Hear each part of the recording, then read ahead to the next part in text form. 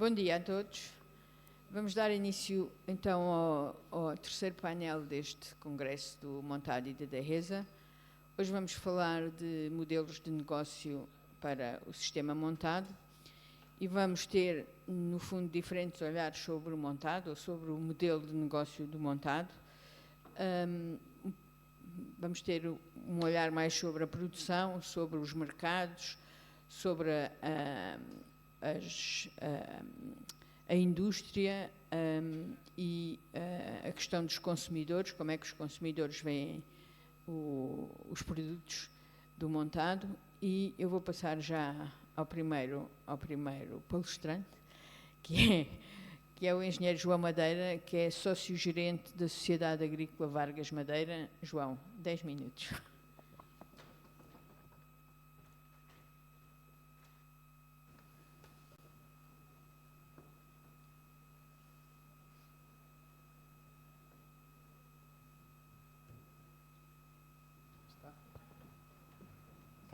Está a funcionar? Tá. Bom, então eu vou cronometrar também para não me perder. Bom dia a todos.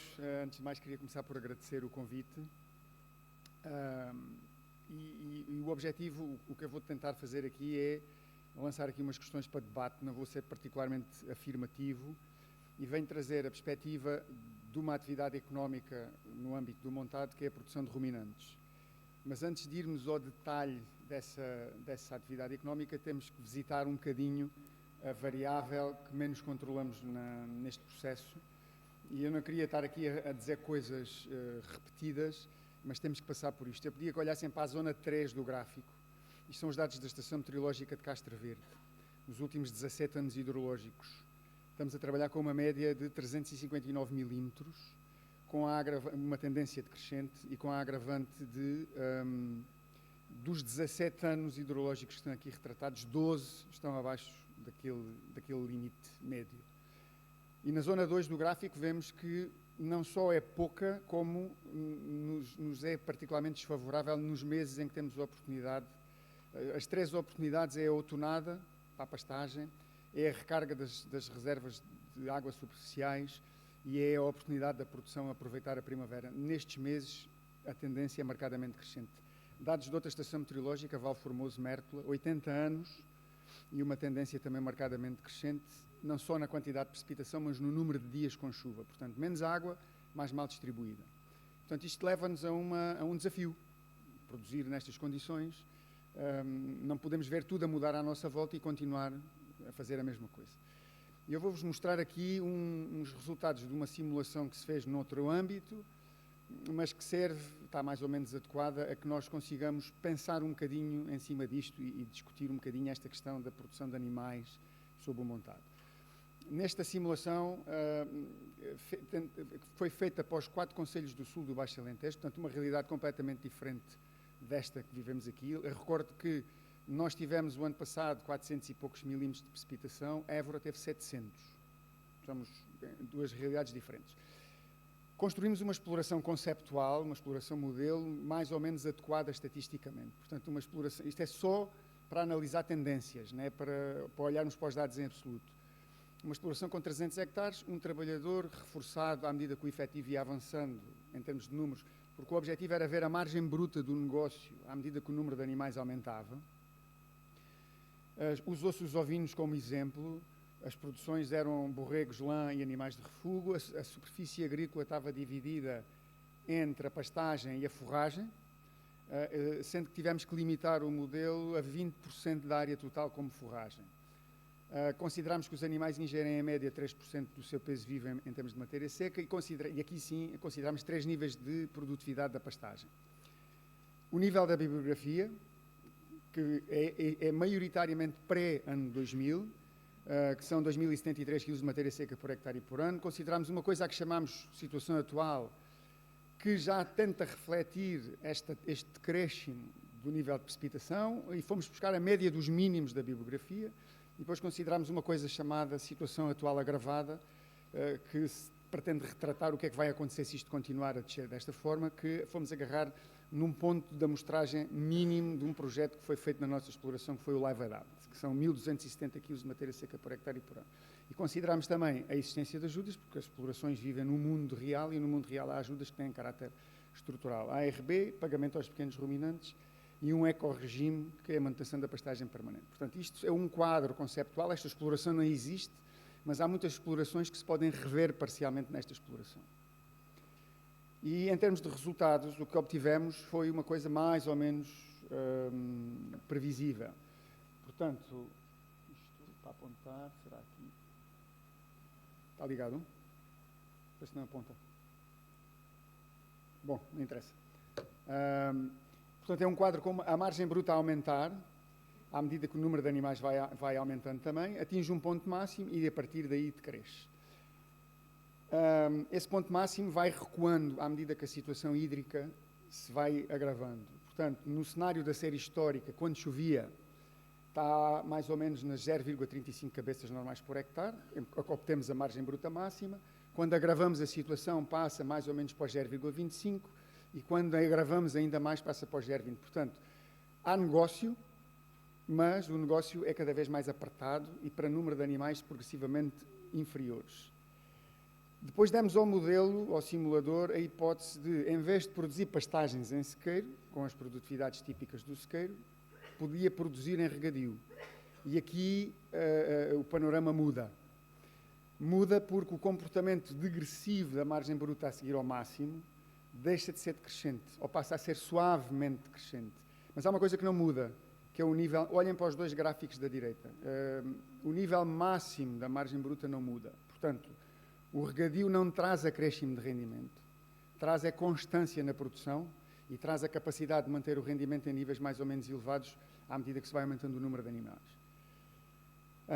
Portanto, isto obviamente que permite que as explorações fiquem um bocadinho imunes ao mercado dos fatores de produção, que é altamente volátil nos dias que correm, como sabem. Portanto, acaba por ser um processo de intensificação, mas é uma intensificação que podemos considerar no campo do sustentável, porque é essencialmente uma intensificação à custa de recursos endógenos.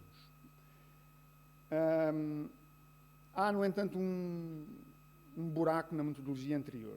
Nós consideramos que toda a matéria seca acima do solo é para ser consumida. Portanto, se eu tenho 3.000 kg de matéria seca ali, eu faço as contas para 3.000 kg de matéria seca em termos de animais. Mas todos nós sabemos que isto não se passa assim, não é? E fomos à bibliografia apanhar aquele número de uma hipotética taxa de refúgio de pastagem. Há valores variáveis, mas este valor era mais ou menos pacífico. 18% da pastagem, pelo menos 18% da pastagem não pode ser consumida, porque ou é pisoteada, ou está conspurcada com fezes e urina, ou pura e simplesmente porque os animais não comem. E quando analisamos os 4 concelhos, quando o estudo foi feito, à luz, usando em barra, estão as densidades pecuárias efetivas calculadas no recenseamento de 2019, e aquela linha é a capacidade de carga da pastagem, considerando estes 18%. Vemos que já começa a haver alguma probabilidade de estarmos a ultrapassar a nossa capacidade de carga com os encabeçamentos que existem atualmente. Mas 18% é só um número, foi agarrado na bibliografia portuguesa.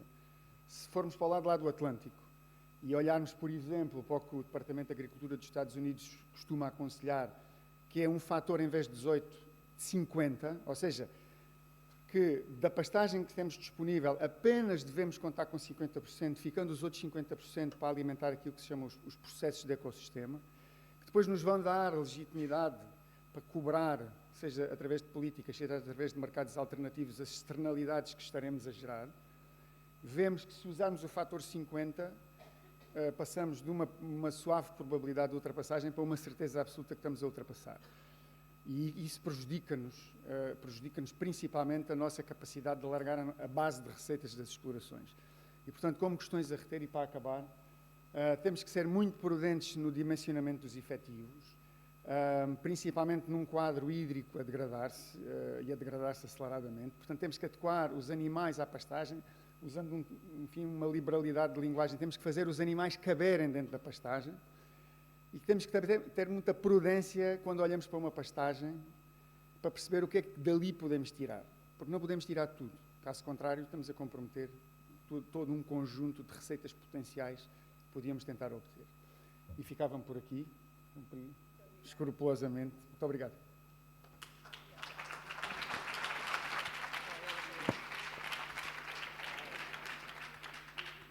Já ontem tínhamos tido já tínhamos falado desta questão da quebra da precipitação, já tínhamos falado da capacidade de carga sustentável e, portanto, tudo isto vem ao encontro de outras preocupações que já tínhamos referido antes.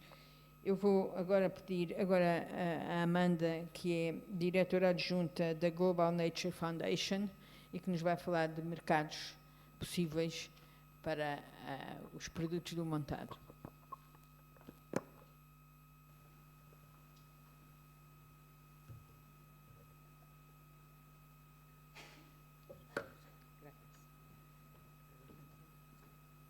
Muchas gracias. Y también me pongo el cronómetro para no exceder el tiempo.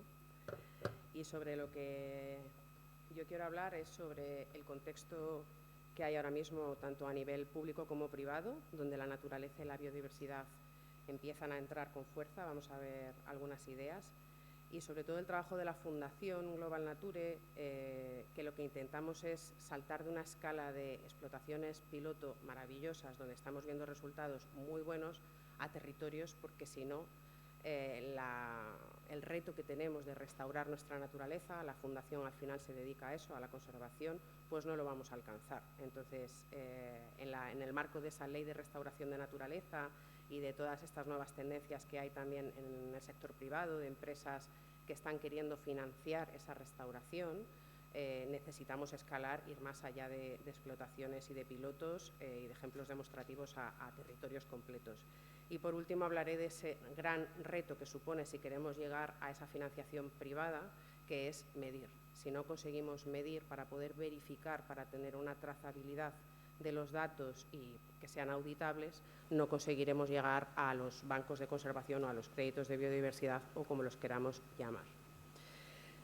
Está ahora mismo sucediendo la COP en Cali y están todos estos temas encima de la mesa, no solamente en la cumbre de biodiversidad, también en el cambio climático, en el nuevo marco europeo, el Carbon Removal Certification Framework, empiezan a exigir co-beneficios para la biodiversidad y a mí quizá me gusta más que esa nueva financiación que pueda venir del sector privado, la reforma de los subsidios perversos. Seguro que se ha hablado mucho de la PAC.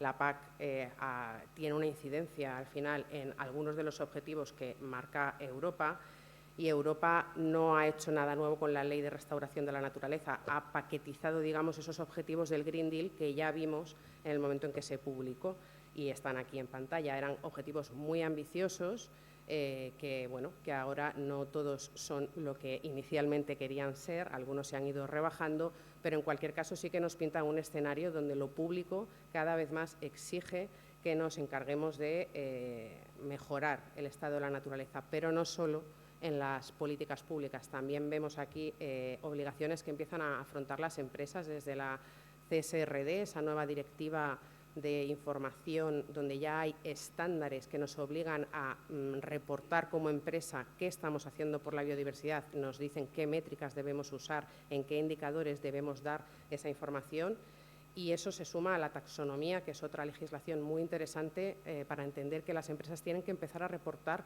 qué porcentaje de su CAPEX y qué porcentaje de su OPEX, de sus presupuestos de operación y de inversión, dedican a la naturaleza, ya sea a la restauración, a la compensación o a esfuerzos para trabajar mejor.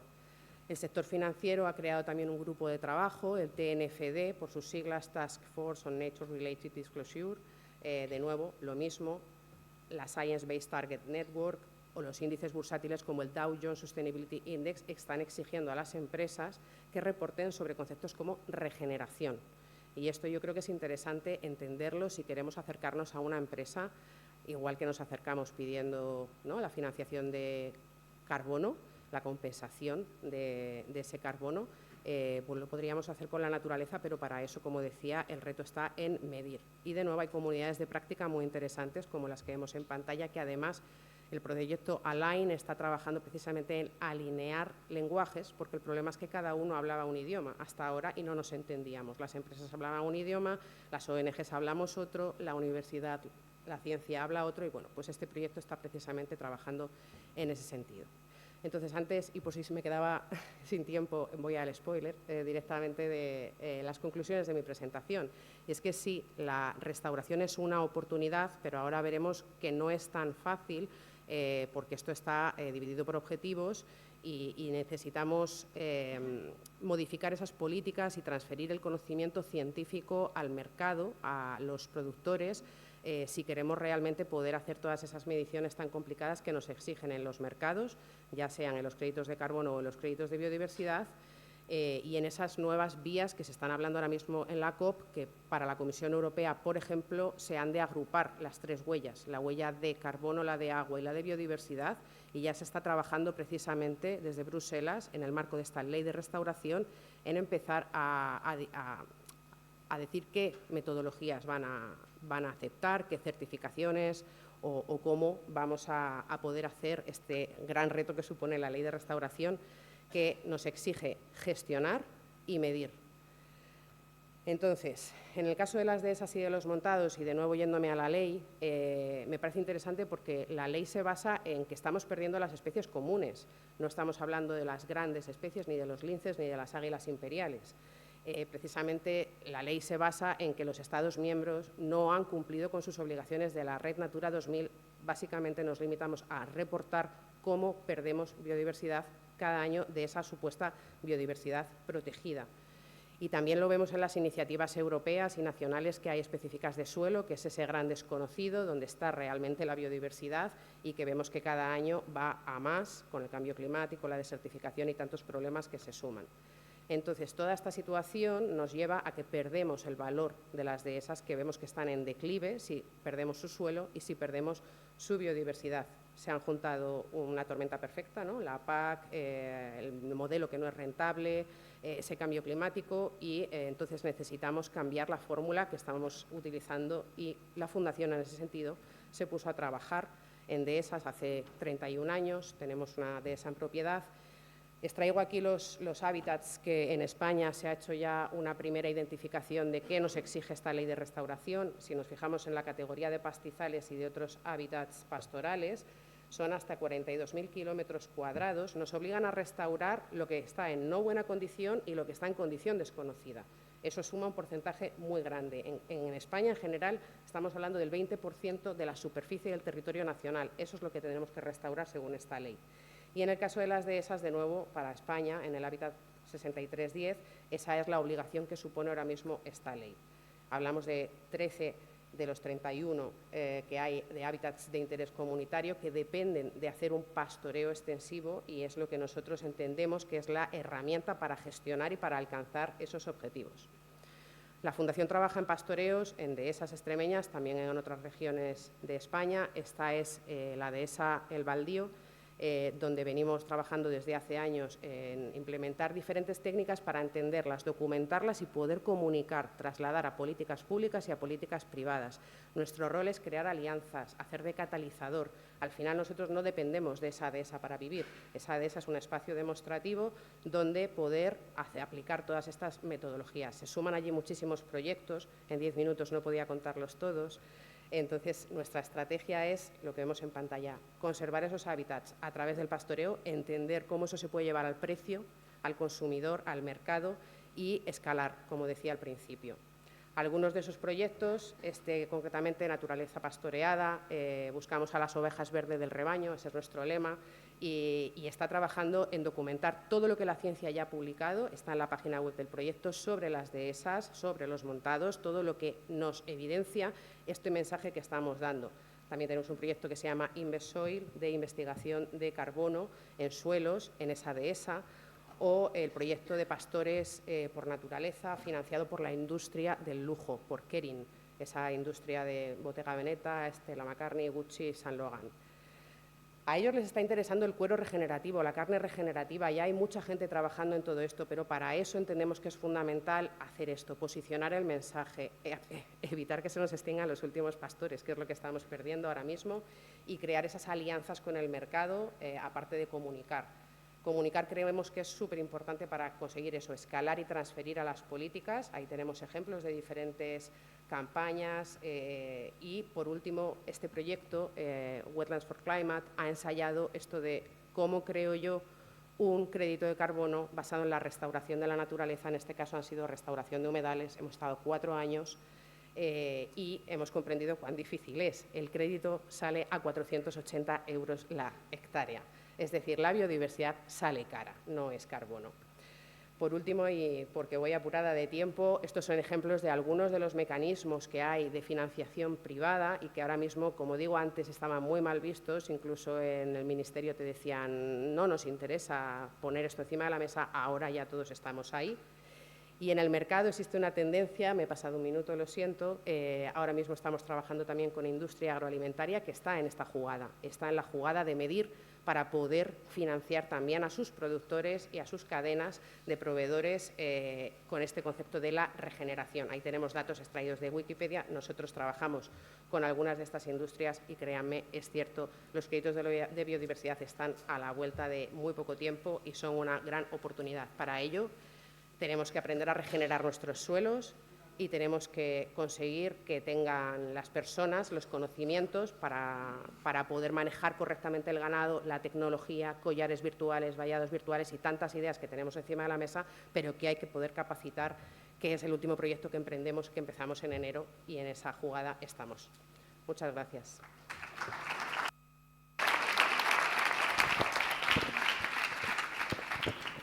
Muito obrigada, Amanda.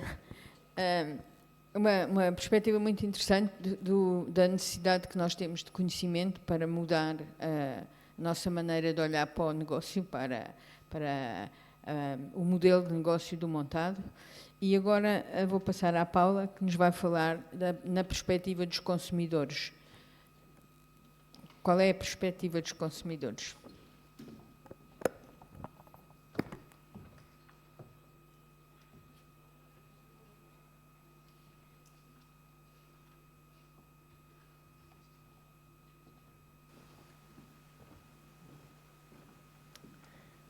Buenos días a todos. Voy a hacer un giro con respecto a lo que llevamos hablando hasta ahora, porque me voy a centrar en los consumidores. Aunque quería hacer una pequeña introducción en relación a lo que es el tema del bloque. Estamos hablando de que el bloque trata sobre un sistema que está en peligro, como es la dehesa. Y esta es la situación actual de la dehesa. La dehesa es un sistema inestable, que necesita manejo humano, que en los últimos 20 años ha sufrido un deterioro que no solamente se puede explicar por razones económicas, el alza de precios, el agotamiento de los combustibles fósiles. Todo ello requiere ajustar los recursos renovables y la ganadería autóctona puede ser la mejor estrategia para aprovechar mejor esos recursos renovables. Esta serie de problemáticas que se han identificado no son de ahora, son del año 1984. Está publicado por un libro de Pablo Campos Palacín. Lo que quiero decir con ello es que el ecosistema lleva en peligro muchísimos años y en estos 40 años que han transcurrido lo que han ido ha sido añadiéndose problemas y problemas. Pero la buena noticia es que seguimos aquí y seguimos buscando estas soluciones. Por lo tanto, un mensaje un poco positivo y de eso va a ir mi presentación. Me pidieron que hablara de modelos de negocio. Realmente modelos de negocio y de su rentabilidad, yo creo que hay tantos modelos de negocio como titulares de dehesa. A una persona, a un gestor le llega un territorio por herencia, lo compra y tiene que decidir qué animales mete, cómo los va a gestionar y cada uno de los días va a tener que tomar decisiones. Pues bien, en la mezcla de los animales o en la raza que elige, al final el negocio es simple. Lo único que va a tener que hacer, casi nada, es minimizar los gastos y aumentar los ingresos. Tenemos un límite, como ha comentado el primer ponente, en cuanto a la carga ganadera, pues tenemos una capacidad de carga que es limitada.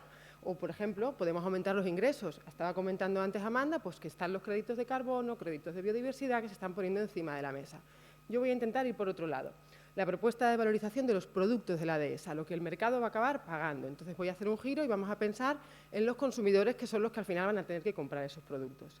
¿Qué pasa hoy en día? Las preferencias de los consumidores están cambiando. Hay un cambio de paradigma, el bienestar animal está en el centro, empiezan a demandar productos sanos, que tengan ingresos justos para los agricultores y tienen una gran conciencia en cuanto a las prácticas medioambientales que tienen que ver con la producción de esos productos de origen, fundamentalmente de origen animal. Entonces, se pueden incentivar las técnicas de producción en pastoreo. Entonces, muchos ciudadanos, y digo muchos a propósito, ya no consideran aceptable la producción ganadera industrial, pero muchos es una palabra muy inespecífica. ¿Cuántos? Pues ahí había que saber cuáles son esos segmentos de consumidores y qué porcentaje está dispuesto a pagar por unos productos diferenciados. En cuanto a la dehesa, es evidente que la cantidad de productos que salen de ella, muchos con valor comercial, otros son servicios ecosistémicos, se les puede dar un valor y se les puede dar ese valor añadido para que lo compren los consumidores. ¿Se puede dar valor a todos ellos? Ya hace tiempo que se planteó la posibilidad de crear una marca dehesa que amparara todos esos productos mediante un sistema de certificación como medio para reconocer. Es verdad que el mercado está saturado de marcas de identificación, pero realmente es la única estrategia para que certifique que algo que viene de ahí realmente ha venido de ahí. En este caso, la dehesa sería el núcleo. Y es la forma de garantizar los precios justos para los agricultores. ¿Qué hemos hecho nosotros como grupo de investigación? Yo llevo 20 años trabajando en la dehesa. Hacemos trabajos de sistemas, de análisis técnicos y económicos y de sostenibilidad de la explotación, pero hacemos trabajos sobre los estudios de los consumidores. Y en uno de los proyectos evaluamos la percepción que tenían consumidores no vinculados a la dehesa sobre una hipotética marca dehesa. Hicimos unas metodologías cualitativas con una serie de focus group, fueron varios, 6 sesiones en el caso de la marca dehesa, y le fuimos haciendo una serie de técnicas para ver cómo identificaban ellos si se encontraran una marca dehesa en productos en el mercado. Bien, este artículo está trabajado y utilizamos esas técnicas proyectivas. Entre las técnicas, una de ellas fue el diseño creativo. Y ahora cuento un poquito los resultados porque no tengo mucho tiempo. Bien, le dijimos que asociaran conceptos que le vinieran a la cabeza cuando les decíamos que un alimento llevaba una marca o una etiqueta que dijera alimento dehesa, o alimento tradicional, o alimento sostenible, o alimento ecológico. Pues bien, con alimento dehesa, las palabras que le venían eran fundamentalmente que era algo natural y respetuoso. Parecido a lo que les venía con alimento sostenible, también respetuoso. Sin embargo, con alimento tradicional lo asociaban más a algo como cultura y con alimento ecológico lo vinculaban a algo libre de productos de síntesis y vinculado a la salud. ¿Vale? Ahí lo dejo. Otra de las técnicas que utilizamos fue que dieran atributos de personas a hipotéticos productos con distintas denominaciones, ¿vale? Que personificaran un producto de alimentación con una marca. A ver si soy capaz de explicarlo bien. El análisis, bueno, ahí vienen todos los datos, pero realmente voy a explicar cómo quedaría visualizado. Por ejemplo, si un alimento se llamara alimento dehesa, ellos lo asociaban a una persona tranquila, un agricultor, que le gustaba estar con los amigos, de edad mediana o incluso un poquito avanzada. Un alimento que se llamara producto tradicional lo asociaban a una mujer, fundamentalmente, más alegre, rústica, vinculada, que le daba mucho valor a la familia. Un alimento sostenible lo asociaban con una joven mujer relacionada o profesional del medio ambiente, urbana, que le gusta la naturaleza y dar paseos. Y un alimento, por ejemplo, que la etiqueta es socialmente responsable, lo asociaban a una mujer urbanita, más entusiasta, más intelectual. ¿Qué quiere decir eso? Pues que el concepto de marca dehesa está ligeramente alejado de una marca sostenible, que es una etiqueta que hoy por hoy se utiliza y es una demanda. Entonces, aleja esa imagen de un enfoque más urbanita y el término dehesa se asocia a algo más rural y más mayor y menos, no lo quiero decir, pero más relacionado pues, con el género masculino. ¿De acuerdo? Entonces, eso es lo que les evoca a los consumidores. Además, también se les preguntó que diseñaran una marca dehesa de forma libre. ¿Y qué dibujaron? Pues dibujaron fundamentalmente árboles, encinas, como pueden ver, y dibujaron animales. ¿Y qué animales dibujaron? Cerdos. Lo asociaban a cerdos y lo asociaban a bellotas. Es decir, que la dehesa para ellos, en una hipotética marca, tiene que tener esos elementos identificativos.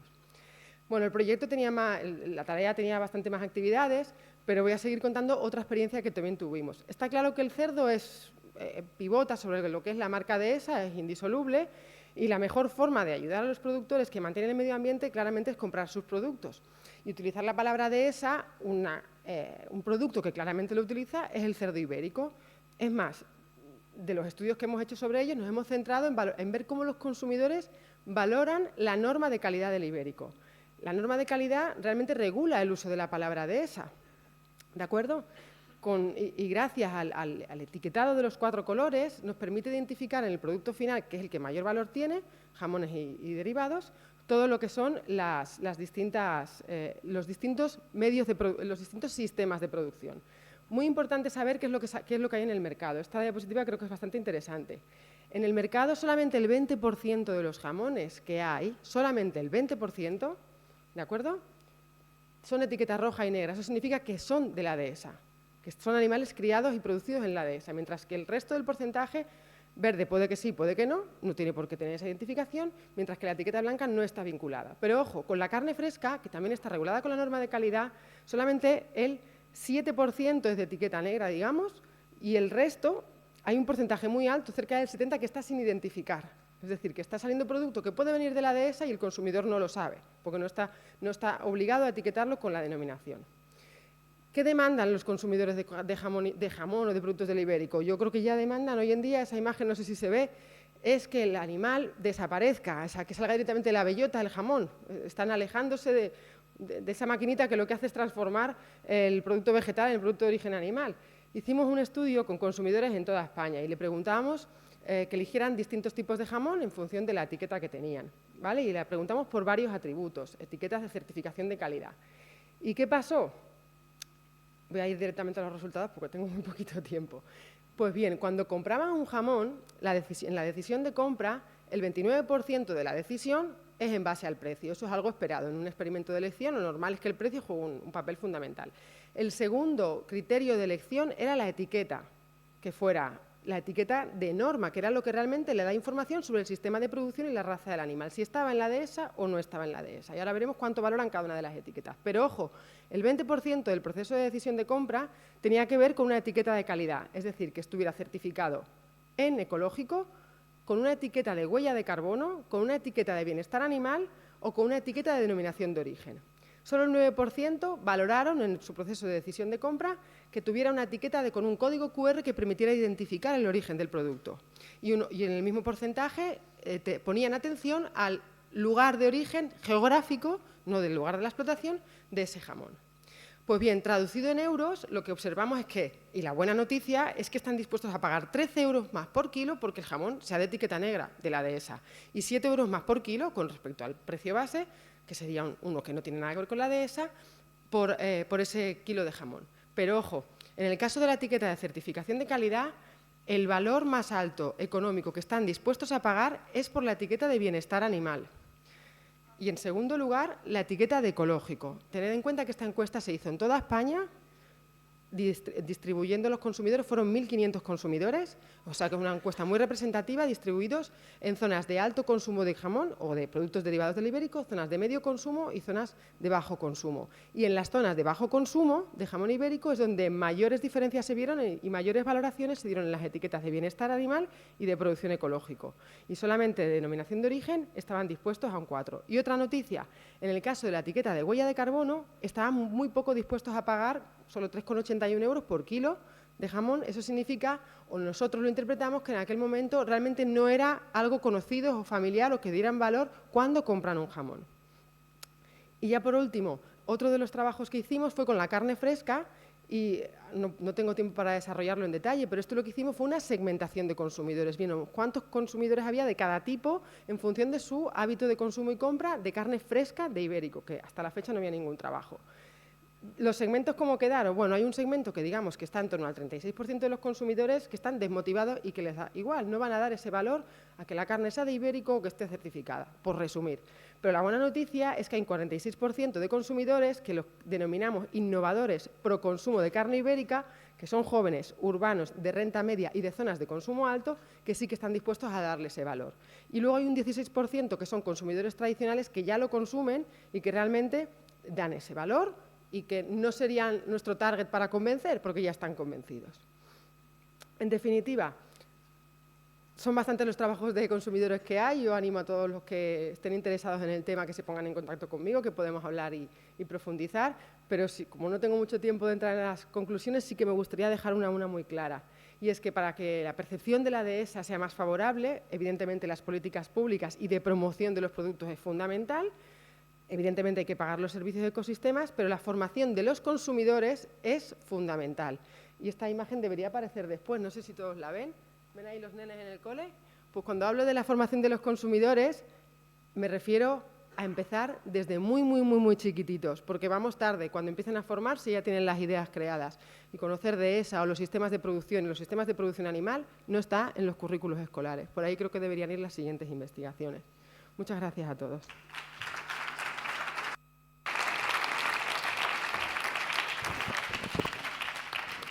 Muito obrigada, Paula. A perspectiva dos consumidores é sempre interessante, porque, no fim, são os consumidores que vão comprar os produtos da Dehesa, e, portanto, do nosso montado. E agora vou passar à Ana Cristina, que é a diretora de Inovação e Desenvolvimento da Cork Supply, e nos vai dar a perspectiva da indústria, como é que a indústria vê este sistema do montado e os modelos de negócio do montado. Muito obrigada, organização. Bom dia a todos. Eu começava por um repto. 50% do PIB mundial está dependente da natureza. Altamente ou moderadamente dependente da natureza. E eu precisei de ir buscar isto para justificar porque é que estamos aqui a discutir, não é? Foi um bocadinho o repto inicial. Não quero falar muito sobre teorias de valor e como os economistas veem isto, mas já há muitos séculos que se discute que uma nação só poderá ser rentável se conseguir acrescentar valor aos seus recursos, sejam naturais, sejam outros, mas de facto aquilo que nós queremos transmitir aqui enquanto industriais é a necessidade de acrescentar valor àquilo que nós fazemos. E gostava de fazer esta viagem convosco apresentando um bocadinho o que é a empresa de onde eu venho. Portanto, eu trabalho na Cork Supply, é uma empresa do grupo Harvo 81, que tem atividades relacionadas com a cortiça. Tem também outras atividades. Aqui temos indicado a parte da Cork Supply, Talis e Bouchon Abel. Portanto, somos uma empresa mundial, esqueci-me de referir, estamos em todos os continentes e, através destas marcas que eu acabei de referir, trabalhamos a cortiça, mas também produzimos barricas para a indústria do vinho, portanto, quercos para produzir barricas, produzimos também rótulos para a indústria do vinho e temos também uma unidade de produção de cápsulas de madeira para bar tops, por exemplo, para os vinhos fortificados. O que é que isto tem em comum? Nós dependemos 100% de florestas. E, portanto, gostava também de trazer este repto para vós, que nós nos vemos como a unidade downstream, aquela que está em frente do consumidor. Quando nós apresentamos os nossos produtos, somos, ao fim e ao cabo, a cara do montado quando estamos a vender os nossos produtos. É óbvio que nós estamos muito preocupados também, como toda a audiência, na multiplicidade de produtos do montado ou da Dehesa. Conhecemos bem estas problemáticas e são fatores que nos preocupam, como valorizar os diferentes produtos, mas também acrescentamos hoje em dia o valor dos ecossistemas. Inclusivamente existem estudos que demonstram e têm sido publicados a medir já a capacidade dos serviços do ecossistema em valor económico, mas como temos revindo a discutir e até ouvimos há pouco, o repto está mais em saber medir. E agora, pedindo-vos de novo para colocar os sapatos do nosso lado, que estamos em frente do consumidor, a informação não é clara. A informação é escassa e nós temos muitas vezes a dificuldade de explicar onde é que está o valor em termos dos serviços de ecossistemas, ou como sequer eles são medidos. Portanto, se calhar ainda é prematuro falarmos em números económicos. Este é um exemplo de uma publicação, mas existem estudos, por exemplo, que remetem para 1.500 euros por hectare só em serviços de ecossistema. Mas agora, como é que isso se transmite para o consumidor? Nós temos muitas dificuldades ainda em ter uma informação clara e credível. E vimos a necessidade também de recuperar informação sobre, mas afinal nós estamos todos interessados com a multiplicidade de produtos, mas qual é aquele que faz o suporte ou que mais contribui para a rentabilidade económica do montado? Tive que recuar a 2008, uma publicação que está disponível, correndo o risco de que estes valores não sejam exatos, mas penso que é comum admitir, e estamos todos em consenso, penso que estamos todos em consenso, de que o uso deste recurso, da cortiça, é o que mais contribui para a rentabilidade do montado. Portanto, eu pedia-vos agora para viajarem connosco nesta perspectiva. Para que é que serve a cortiça? Porquê é que nós a transformamos? E olhando para uma indústria que hoje já representa mais de 1.300 milhões de euros anuais, em Portugal, não podemos também deixar de referir que mais de metade dedica-se a uma indústria final, a um tipo de cliente final. E estamos a falar da indústria do vinho. E por isso penso que era relevante nós também refletirmos em conjunto o que é que se está a passar deste outro lado, quando nós estamos perante este mundo do vinho. O consumo de vinho não aumenta. Não há, aliás, existem muitos concorrentes em termos de produtos, neste caso, de vedantes para garrafas de vinho, mas antes de irmos para aí, vamos ver aqui um bocadinho as oportunidades que nós podemos encontrar relacionadas com isto. 50% dos vinhos produzidos são engarrafados, de acordo com a Organização Internacional da Vinha e do Vinho. Destes 50% de vinhos produzidos, cerca de 70%, portanto 7 em 10 garrafas, têm rolhas de cortiça. Quer dizer que temos aqui 30% de compromisso com alternativas. Este número está bastante estabilizado, muito à custa do esforço dos rolheiros, como nós, para promover todas as vantagens do montado e todas as vantagens tecnológicas também da função da rolha em garrafas de vinho. Os vinhos premium, tipicamente, têm uma taxa de utilização de rolhas superior aos outros vinhos. Há realmente estudos até que referem um valor acrescentado dos vinhos colocados no mercado, no mínimo de $2 superiores, isto era um estudo nos Estados Unidos, $2 acima do preço médio dos vinhos que levam rolha contra os outros vinhos. Portanto, há uma marca de prestígio relacionada com a utilização da cortiça. E temos aqui outra questão que nos parece muito relevante.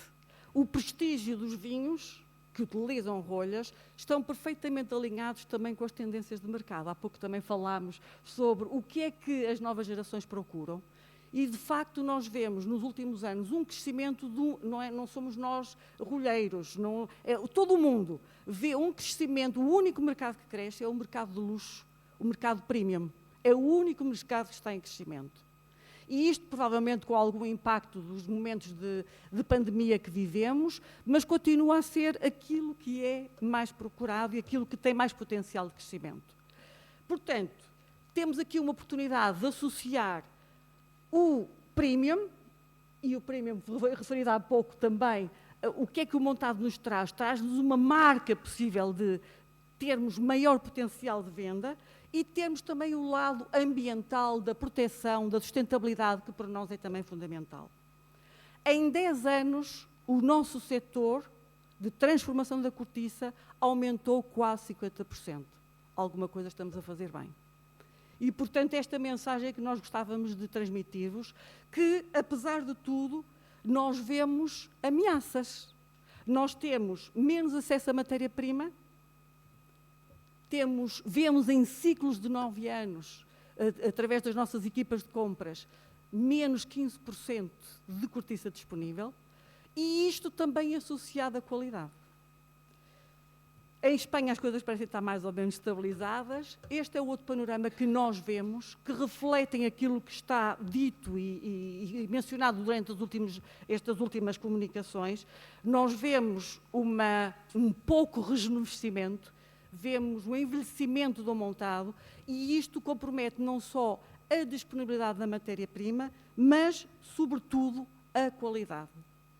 Nós, para produzirmos rolhas que permitam cumprir os requisitos do cliente, vemos-nos um bocadinho, vou usar aqui uma expressão, à rasca. Às vezes não é fácil este compromisso de atingirmos os níveis de qualidade pretendidos. E, de facto, vemos nestas classificações que nós fazemos para a transformação industrial um incremento de níveis baixos incrível, inexistente há cerca de 20 anos, para 35% da cortiça que nós vemos das nossas amostragens com níveis baixos, níveis fracos, e um nível de qualidade superior a diminuir drasticamente. Acresce disto também, além desta dificuldade na rentabilidade, problemas sensoriais. Ninguém gosta de comprar uma garrafa de vinho que tenha alguma alteração sensorial provocada pelo vedante. Este é um repto enorme para todos nós e nós temos sido capazes de investir milhões de euros nos últimos 20 anos para resolvê-lo e ele não está resolvido. Portanto, finalmente, em termos de preços também vemos um aumento, custos também de extração a aumentar, tudo isto não vai em favor da nossa, vai contra ou vai a favor da dificuldade, se me permitem aqui a expressão. Portanto, o que nós queríamos aqui transmitir é que nós estamos aqui porque consideramos que é uma forma muito viável da remuneração do montado, acreditamos na longevidade destes vedantes para o mercado, continuamos a crescer, continuamos a apostar no produto, mas precisamos, de facto, de que toda a cadeia, desde upstream até ao downstream, todos tenhamos o mesmo discurso, a mesma conversa para que, de facto, o negócio seja sustentável. E depois, para a discussão, certamente, traremos outras ideias. Muito obrigada.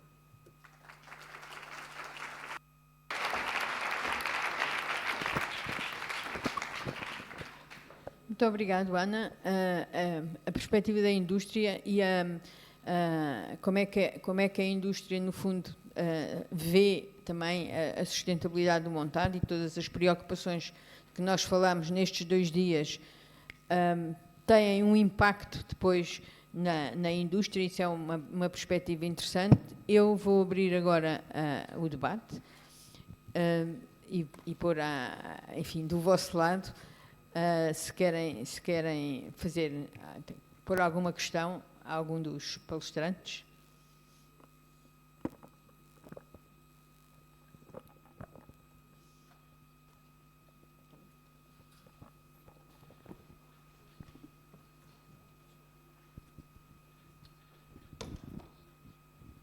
Bom dia, Francisco Guedes, produtor florestal e pecuário em Estremoz.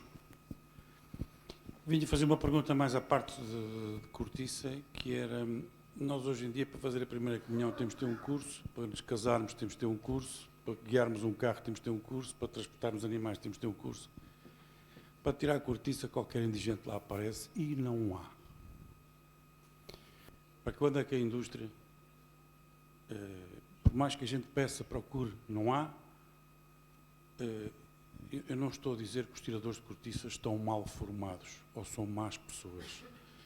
É por haver demasiada falta de oferta de tiradores de cortiça que muitos dos montados estão a pagar a fatura. E por arrasto a indústria. E isso afeta diretamente a sustentabilidade do montado. É uma peça muito chave. Criam-se muitas regras no papel, na prática só se calçam as botas e se desinfetam as ferramentas quando lá vai alguém ver. Isto é a triste realidade. Porque é caro, mas é que já se paga caro. Já se paga muito caro, comparativamente com outros anos. Para quando? Acho que era um reto, ou uma pergunta, se alguém tem ideias formadas sobre o assunto. Obrigado. A pergunta é para a mesa, obviamente. Sim, nós compreendemos perfeitamente esse repto, porque nós sofremos isso na pele, não é? Também acreditamos que não é a indústria transformadora que o pode resolver. Existem, de facto, unidades de formação para o conhecimento da cortiça e para a sua transformação. Existe investigação, inclusive já existem equipamentos para facilitar a extração da cortiça. Eles estão num estado, vou dizer, não é embrionário, já é em protótipos praticamente industrializáveis, não são massivamente utilizados.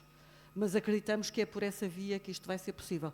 A dificuldade dos recursos humanos sente-se em todas as áreas. Não é apenas na extração da cortiça.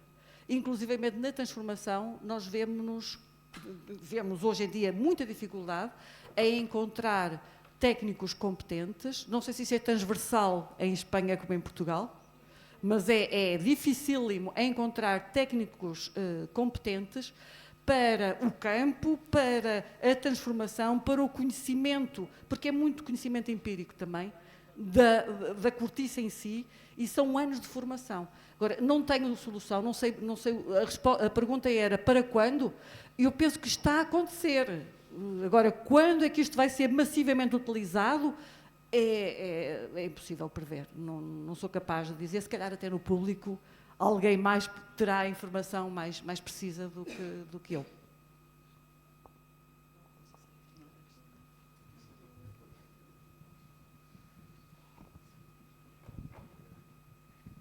Bom dia, sou Pedro Santos, da Agrodrone, e perguntava-lhe assim, achei curioso não haver no gráfico cortiça nível 1, portanto, e isto é, portanto, não existem sobreiros a dar cortiça nível 1, e isso está a acontecer desde quando? Desde quando é que deixou de haver cortiça nível 1?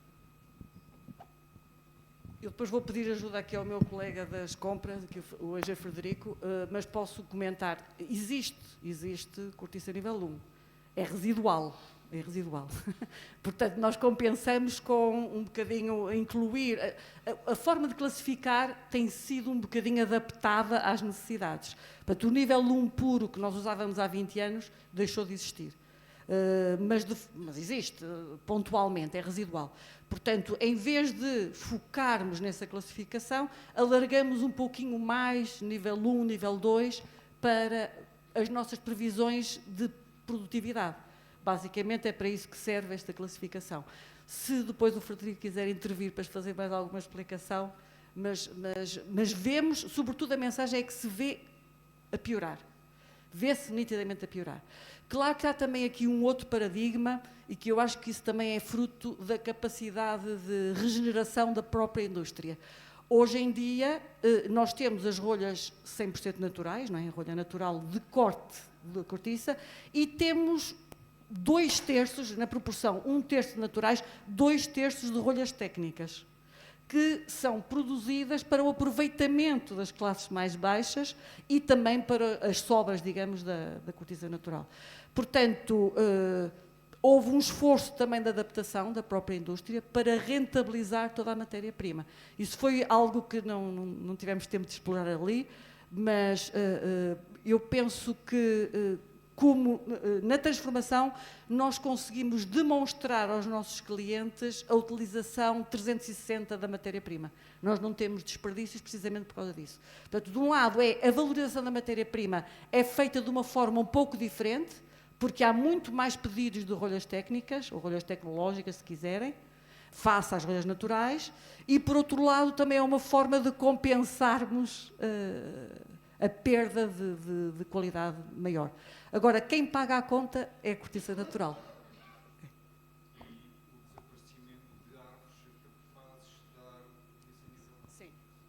Sim, exatamente.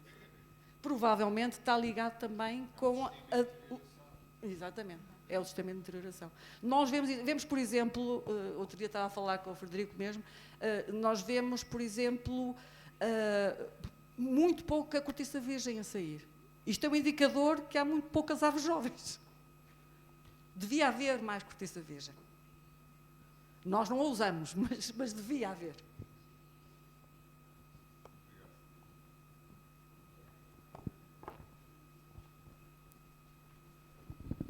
Muito obrigada a todos os oradores. Eu tenho duas perguntas. Uma é mais para a Paula, julgo eu, porque achei muito interessante aquela questão de como é que um consumidor, o que é que o consumidor associa os produtores ou a imagem da sustentabilidade, pelo que eu percebi, não é? O consumidor associa o produtor de montado ou de ESA com uma imagem que não é compatível com a imagem que se procura atualmente de produtos sustentáveis e a questão da proteção do ambiente e sim. E a minha questão era como é que se muda essa imagem, porque o papel do consumidor é importantíssimo na valorização dos produtos, como nós vimos, que pode ser a biodiversidade, pode ser o produto animal, pode ser o porco.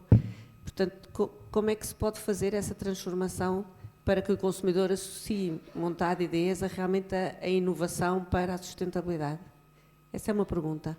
A outra, eu não sei se é para o João, se é para a Amanda, se é para quem é, né? Porque o que nos falaram, o João falou do modelo de exploração que tem que se ajustar às capacidades da exploração para também permitir depois o pagamento, ou permitir colocar no mercado as externalidades. E que, no fundo, foi disso que a Amanda falou, não é? Há um grande potencial de externalidades que têm a ver com biodiversidade, têm a ver com o carbono, têm a ver com, eventualmente, outras.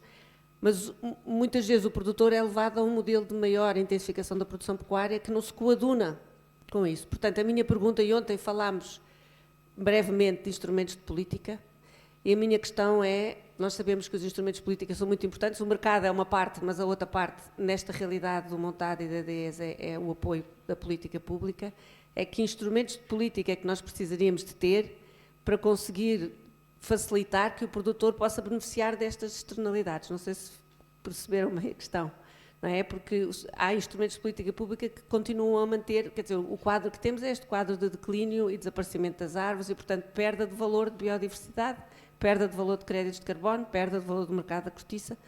Que instrumentos é que nós precisamos, ou precisaríamos, para conseguir conciliar melhor isto? Porque, na realidade, é disso que se trata, não é?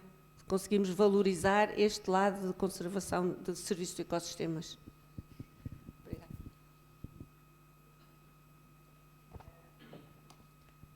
Bueno, voy a comenzar por el final en cuanto a qué se le puede, cómo se le puede dar valor a esos aspectos más que están vinculados a los servicios ecosistémicos. En cuanto a la marca DESA, por ejemplo, en nuestros trabajos, sí que cuando estábamos en los focus group le dábamos la posibilidad de dar esa marca a servicios, por ejemplo, servicios relacionados con el agroturismo o las rutas de senderismo. O sea, hay muchas actividades que se hacen en la DESA. ¿Sí? Hay muchas actividades que se hacen en la DESA que podrían ser comercializadas y realmente no se comercializan como algo vinculado a la DESA. Hay muchísimas actividades y eso lleva su publicidad, su marketing, su difusión, pero la DESA no es el eje, es la naturaleza, es la actividad en sí misma, la actividad deportiva, lúdica. Los participantes en los focus group a eso sí le dieron valor y lo identificaron como uno de los valores que sale de la DESA. No he presentado los resultados, pero eso venía en el mismo artículo. En cuanto a la otra pregunta, era en relación a los consumidores, cómo se les puede cambiar esa imagen. Lo he dicho, o sea, creo que es la formación es fundamental, la educación desde que son pequeños y conocer los sistemas de producción, y que los sistemas de producción los hay vinculados a la base territorial y al ecosistema, y los hay que no, y eso no se forman, ellos no lo conocen, o si lo conocen luego no son capaces de trasladarlo a la hora de pagar, porque los que lo conocen luego no lo pagan. Y las pruebas están en los resultados de cuáles son los productos que más se consumen, que claramente son carne de pollo y carne de cerdo de sistemas intensivos. Entonces ellos dicen que sí que están dispuestos a pagar, pero luego no lo pagan.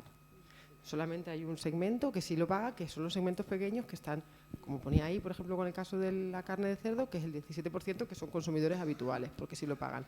Que además el grupo era un grupo de clase de renta alta y edad avanzada, y incluso muchos pues eran jubilados, decía, ¿no? Que el poder adquisitivo ahora mismo en muchos casos se está concentrando ahí. No sé si te he contestado, podríamos hablar largo y tendido de esto.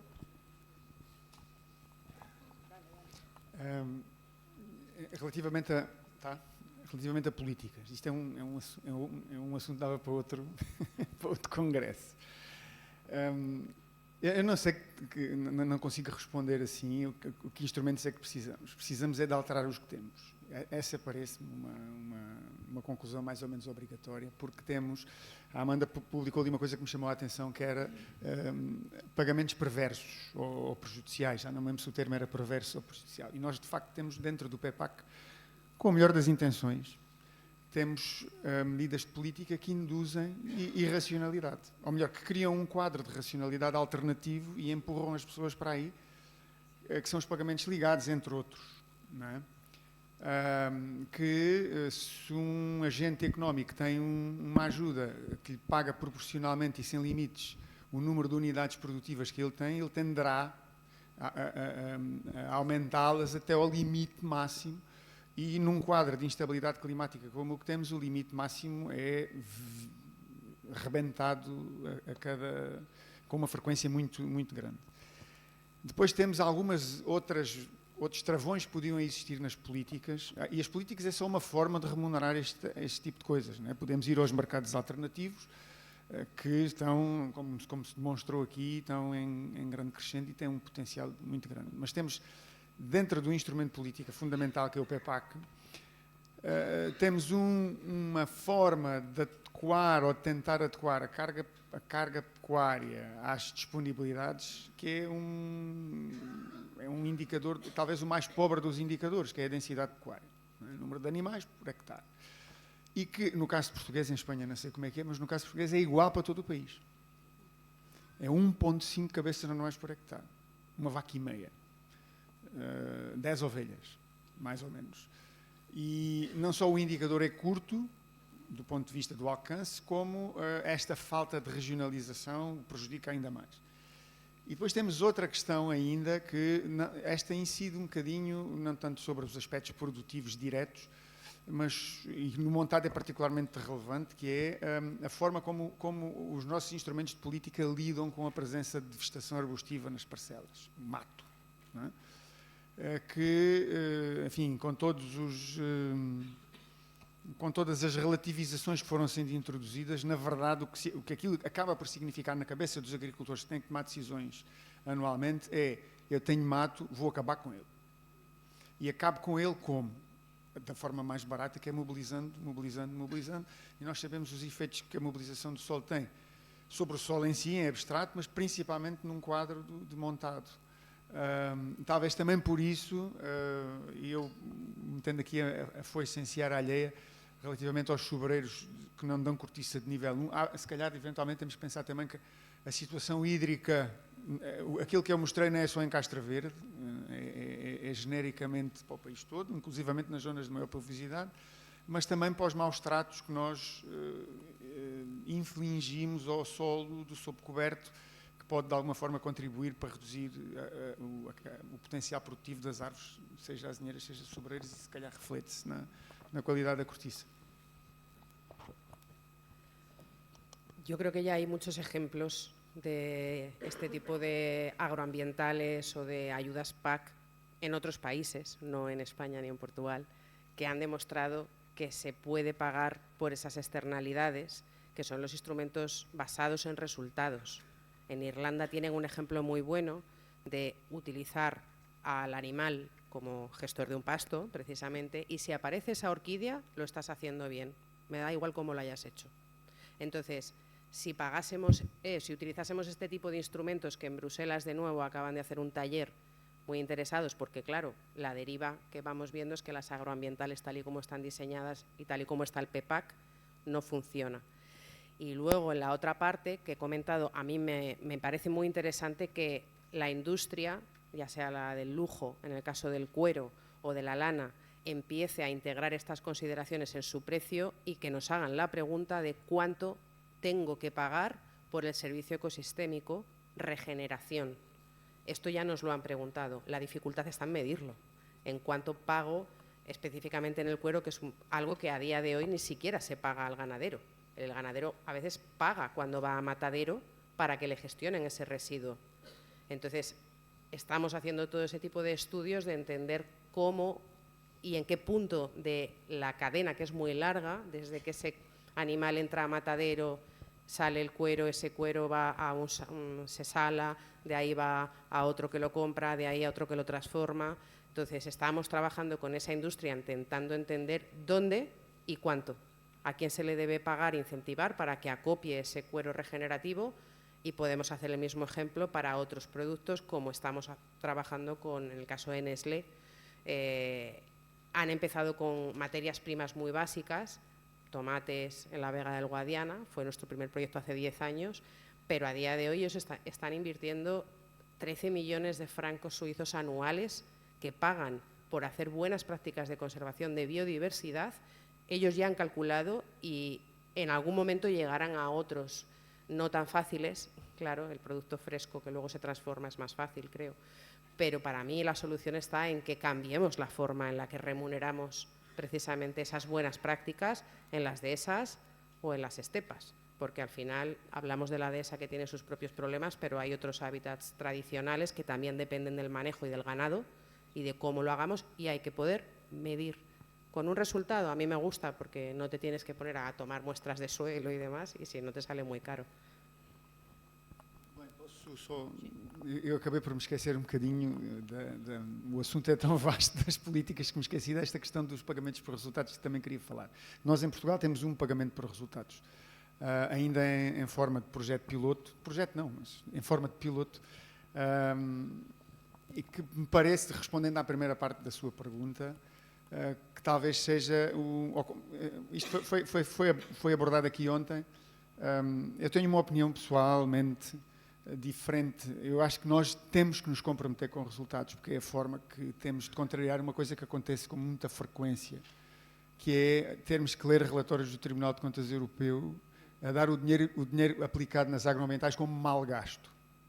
Mal gasto porquê? Porque não retorna aquilo que era suposto retornar, em termos de coisas mensuráveis. Não é? O problema é medir, e o problema é que quando medimos, às vezes não encontramos lá o que devíamos encontrar. Há muita resistência relativamente aos pagamentos por resultados dentro da produção, e acho que nós devemos abordar, é uma espécie de elefante na sala, mas devemos abordá-lo.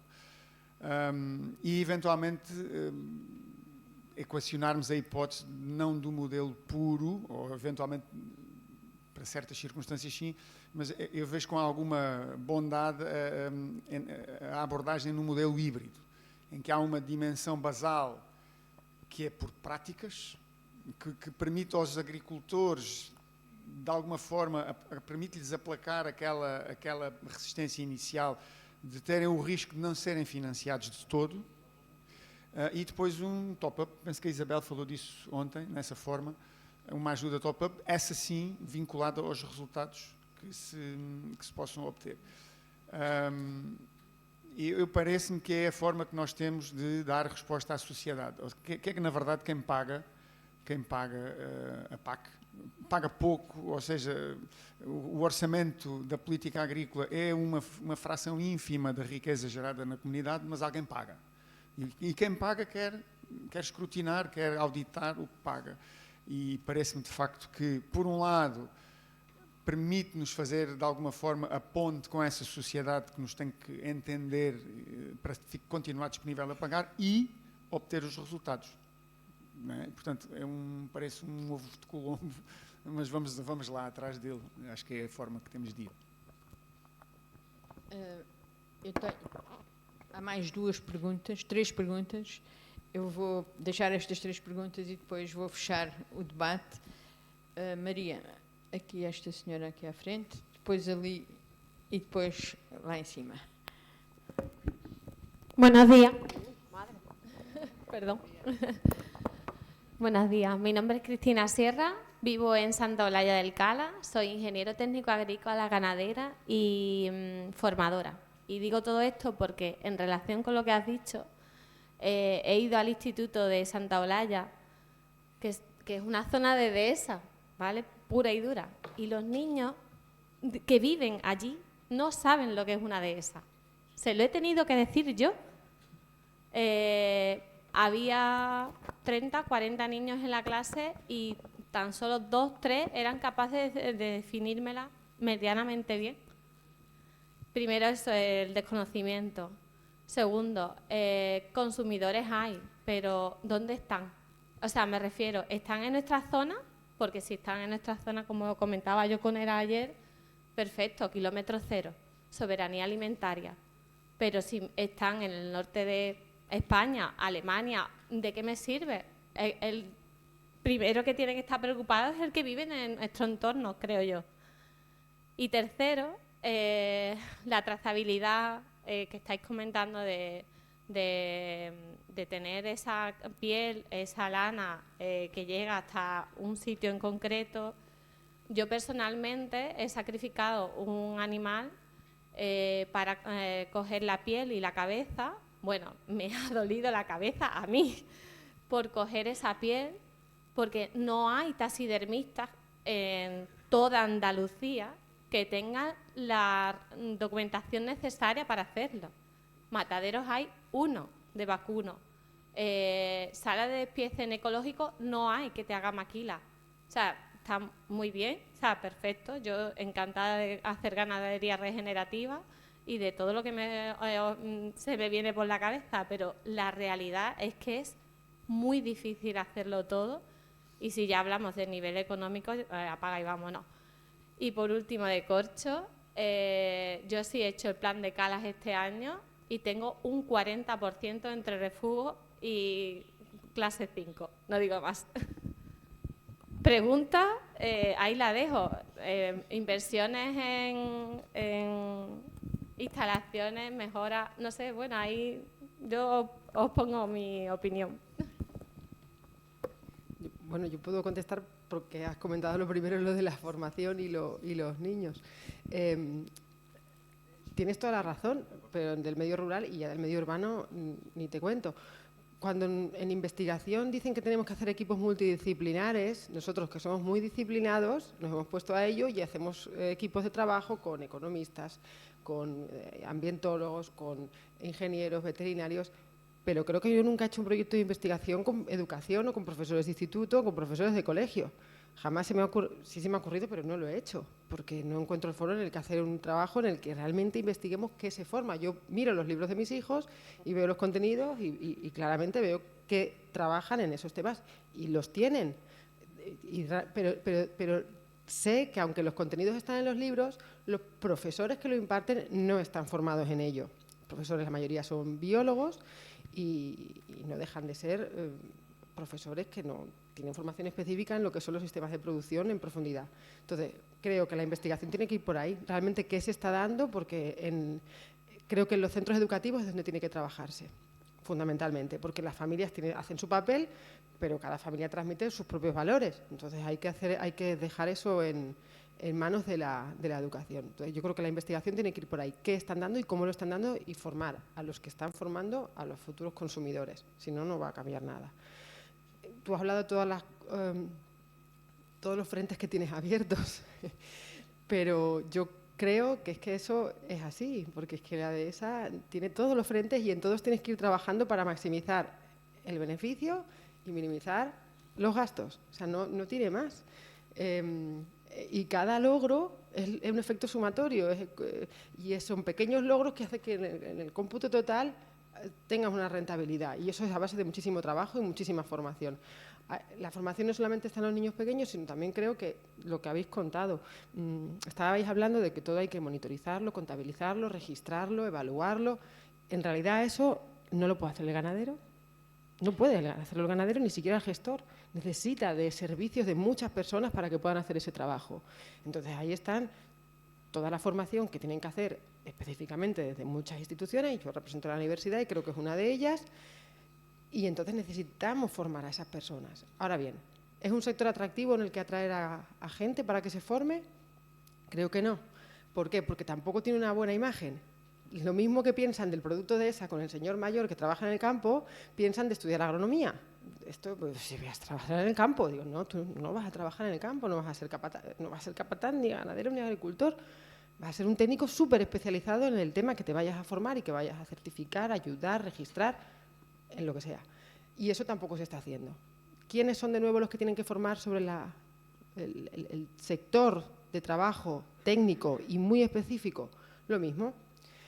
Los orientadores de esos centros, de esos institutos, que tienen que explicarle las salidas profesionales de las distintas titulaciones. Ya por último, yo he estado en las ferias educativas de la universidad, llevo desde que empecé la universidad en el año 2008 asistiendo. Todos los orientadores que vienen a la feria educativa y vienen al stand de la Escuela de Ingenierías Agrarias de Badajoz preguntan, ¡ay, ¿esto qué era? Ah, ITA, sí, ITA, ¿esto eran los peritos? Sí. Los orientadores no saben decirle lo que es. Y si se van con una idea, de esto es para el campo, ¿esto de qué es? Agricultura, ah, sí, para el campo. Te quedas helado, dices, ¿cómo le explico yo todo lo que tiene esto detrás? Entonces, ahí hay muchísima labor que hacer.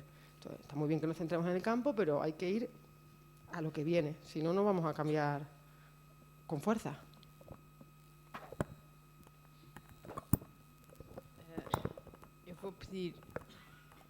vou pedir que sejam brevíssimos nas perguntas e brevíssimos nas respostas. Já estamos um pouco atrasados. Maria, no era señor, mas está bien, pronto. Era ali en cima. Bueno, mi pregunta es muy pequeña, muy simple. Muchísimas gracias por las ponencias, Paula, me ha encantado, pero yo creo que hay una cuestión muy básica, que es que hay un problema grande de etiquetado, porque es que el 70% de los jamones que se venden, para simplificar, los cerdos no han visto el sol. Entonces, estamos vendiendo dos productos con la misma etiqueta. Nosotros ponemos la fama y ellos cargan la lana. Y este es el problema, porque antes, creo que ayer Pía contó algo sobre la etiqueta importante, pero es que la gente va a un supermercado y no sabe el negro, rojo, blanco, verde, no lo sabe. Entonces, nosotros tenemos un problema que es que nos han vampirizado nuestro producto. Y yo creo que ahí, esto fue hace 10 años, yo ya manifesté que era una locura y creo que ahí está el problema. Entonces, me parece que hay que ver muchas prioridades y esta es la primera, resolver cómo nosotros comunicamos al mercado que tenemos un producto diferente, con otras características organolépticas y otras maneras de producción sostenible. Nada más, era que me parecía importante. Disculpe un momento, hay dos personas. Desculpe. O Luís, desculpe. É primeiro aqui embaixo e depois o Luís. Gerardo. Sí, gracias. Bueno, decir que me han encantado todas las presentaciones, pero como tenemos poco tiempo voy a hacer solo una preguntita concreta a Joao. Y es que nos ha presentado unos modelos que introduciendo riego para producir más forraje en la explotación podía ser bueno, pues salen mejor las cuentas, ¿no? No sé si lo hacías como un ejercicio intelectual o es como una propuesta realmente de futuro para la dehesa. Y en todo caso, la pregunta mía es si en ese análisis financiero se incluía un presumible precio creciente para el agua que presumiblemente ocurriría, ¿no? Si empezamos a utilizar más aguas, incluso para riegos en dehesa, podría incrementarse el precio. No sé si estaba incluido en ese análisis un incremento significativo en el precio del agua. Aquilo partiu do princípio do preço atual da água, só. E a ideia era perceber, era só mesmo um exercício, perceber o que é que acontecia à conta, em condições cetribus paribus, com a introdução com uma nova abordagem ao regadio. Este é um tema para outro congresso, não é para este, mas que é a possibilidade das explorações pecuárias poderem fazer irrigação de culturas de outono e inverno numa ótica de assistência, só para suprir déficits, nada mais. Porque é uma coisa que se vê na boca de muita gente, que é o segredo tem falta de água, portanto a solução é regar. É uma solução económica, é uma solução mais ou menos imediata, e o que nós tentámos fazer foi demonstrar se havia economia atrás daquilo. E o que percebemos é que não há forma como sair da virtude da pastagem. Quando nós vamos até ao limite da pastagem, atingimos o máximo. E daí para a frente é sempre a perder. Porque a partir do momento em que temos que trocar 1 hectare de pastagem por 1 hectare de forragem, estamos a comer a nossa margem bruta. Estamos a prejudicar a nossa margem bruta. Seja em sequeiro, seja em regadio. Em regadio prejudica menos, em sequeiro prejudica muito. Portanto, a mensagem era: adequemo-nos à nossa capacidade. Temos muitos instrumentos, como já foi aqui referido ontem, de agricultura regenerativa, chamemos-lhe os nomes que quisermos. Temos muitas ferramentas de melhorar a produtividade dos nossos solos, dos nossos ecossistemas artificiais, tudo isso. Mas temos que nos adequar. E o objetivo era precisamente esse, era demonstrar que a introdução do regadio em pequena escala pode conferir alguma plasticidade, alguma capacidade de aguentar o embate da alteração, da redução da precipitação e da instabilidade da precipitação, mas não vai permitir mais do que isso. E, portanto, é uma ferramenta do conjunto de ferramentas, mas não pode ser a única ferramenta. João, Luís. Bom dia a todos. Luís Mira da Silva, sou do Instituto Superior de Agronomia e sou também da Consolai. E sou também produtor agrícola e florestal por razões familiares. Mas eu peço desculpa estar em entrevista só agora, porque já devia ter pensado mais cedo, mas se calhar valia a pena fazer aqui um congresso inteiro à volta dos modelos de negócio, porque eu acho que ficámos aqui aquém do que... Eu enquanto produtor, particularmente falando enquanto produtor, há coisas aqui, e estava-me a perceber nesta conversa, que há aqui gaps muito grandes em termos não só do apoio técnico, do aconselhamento técnico, mas sobretudo ao nível da integração da cadeia de valor. Quer dizer, eu enquanto produtor, eu falo se calhar uma vez por ano e às vezes de 2 em 2 anos com a indústria, que é quando vão lá 2 ou 3 industriais ver quanto é que me dão pela cortiça, e pronto, a conversa é esta, se é mais caro ou mais barato, e por aqui ficamos. E se pensar em termos das... Eu tenho vacas, em termos das vacas, ainda talvez a relação ainda é mais indireta, porque nunca os vejo, vendo as vacas no leitão e nunca, no leilão, peço desculpa, e nunca vejo a indústria. E eu acho que esta integração, se queremos valorizar a produção, esta integração tem que existir como existe noutros setores, e se calhar valia a pena pensar em modelos de negócios, quer dizer, porque é que a indústria não me propõe pagar-me um X por ano e ter a minha cortiça, em vez de me pagar de 9 em 9 anos, ou de 4 em 4, ou 5 em 5, quando eu tiro, tenho várias tiragens, não me propõe ficar com a cortiça e pagar-me um valor anual. Porque é que não me propõe dar-me aconselhamento técnico e isso faça parte do valor que me pagam? Porque é que não me propõe fazer regeneração do meu montado, que eu se calhar não consigo fazer porque só penso nisso 9 em 9 anos e depois tenho outras prioridades, pagar as dívidas aos bancos, e não me apoiam na regeneração do montado e por aí fora. Porque é que não há esta interligação toda? E eu acho que devia haver, e a minha pergunta, mas infelizmente já percebi que estamos sem tempo, vai ser difícil responder, mas se puderem dizer alguma coisa, nem que seja para deixar o desafio para o futuro, mas gostava muito de discutir realmente os modelos de negócio que impliquem a integração da cadeia de valor, porque é uma coisa que está por fazer, na minha opinião. Mas se puderem dar a vossa opinião sobre esse tema, agradeço. Sim, agora, parafraseando aqui o João, é outro congresso. É exatamente a dor que nós temos enquanto industriais. É a integração da cadeia de valor, é a percepção de que isto só funciona se todos estivermos alinhados. Aquilo que o Luís estava a dizer, do desconhecimento de quem está no montado relativamente àquilo que o industrial coloca no mercado, nós também sentíamos há 30 anos o nosso desconhecimento de quando visitávamos uma adega. Isto foi ultrapassado. Nós hoje temos uma conversa muito franca, muito honesta, diria, seja tecnicamente, seja cientificamente, seja em termos de preços, com a adega. Ainda não conseguimos ter esta conversa muito clara, a não ser nas visitas anuais, com o proprietário. Apesar disso, há esforços, da Cork Supply isso é evidente, da presença permanente dos nossos compradores junto dos proprietários potenciais, a quem nós pretendemos comprar.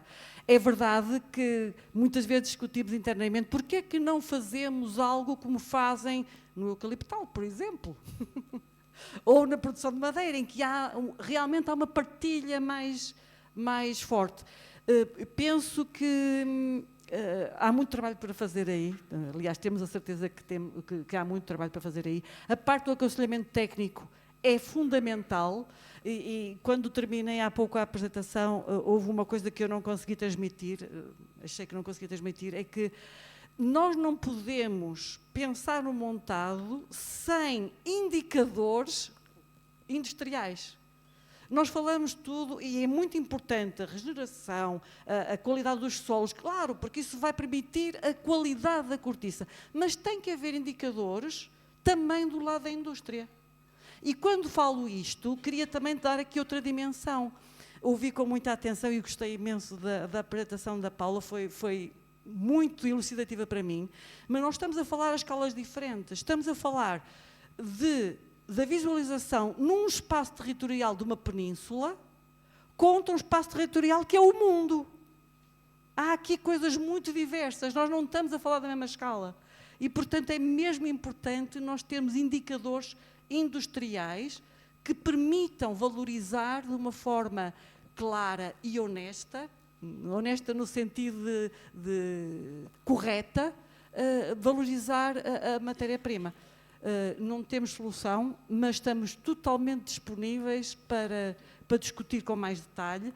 A questão que coloca, porque é que não há pagamentos anuais, porque é que não podemos dividir isto? Eu acho que ainda estamos longe disso, mas que há abertura para essa conversa cada vez mais. Sim, sem dúvida. Para encurtar. Bom, muito obrigada a todos. Eu agradeço a